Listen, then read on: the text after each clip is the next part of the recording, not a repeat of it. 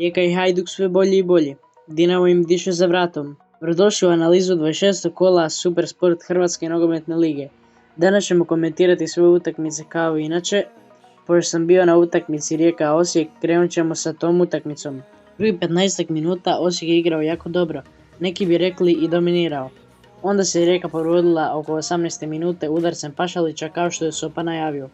U 21. minuti Fruk dodava Hodži koji pogađa za 1:0.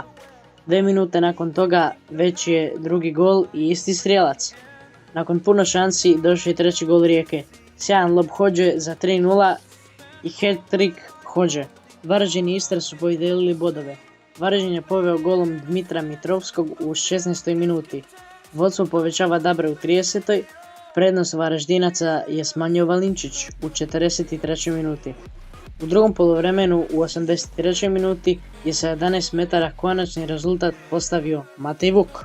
Lokomotiva je pobijedila Rudeš sa 3:0. Svi golovi su pali u drugom poluvremenu.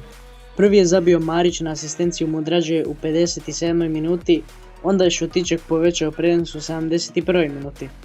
Nakon izmjena Rudeša, Šotiček je postavio konačan rezultat na asistenciju Goričana u 79. minuti. Gorica je dočekala Hajduk, Splićani su utakmicu riješili u prvom poluvremenu sa 3 gola. U 22. minuti Livaja je zabio na asistenciju Benraua, onda je sam Benrau zabio u 31. minuti.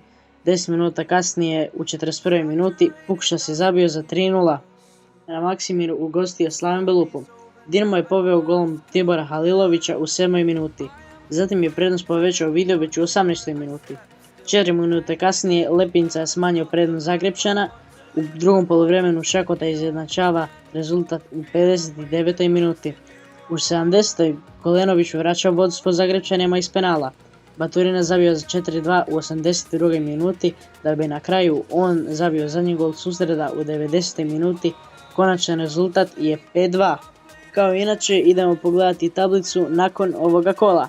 Zadnji je Rudeš sa 7 boda, 9. je Istra sa 26 boda, 8. Slaven sa 27 boda, 7. Varaždin sa 27 boda, 6. Gorica sa 30 boda, 5. Lokomotiva sa 36 boda, 4. Osijek sa 36 boda, 3. Dinamo sa 51 bodom, drugi je Hajduk sa bodom manje od Rijeke koja je prva.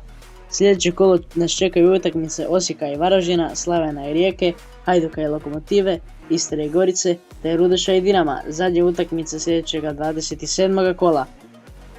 Nadam se da vam se svidio ovaj video, naravno lajkajte video ako vam se svidio i subscribeajte ako želite još ovakvih videa. Vidimo se nekom drugom prilikom.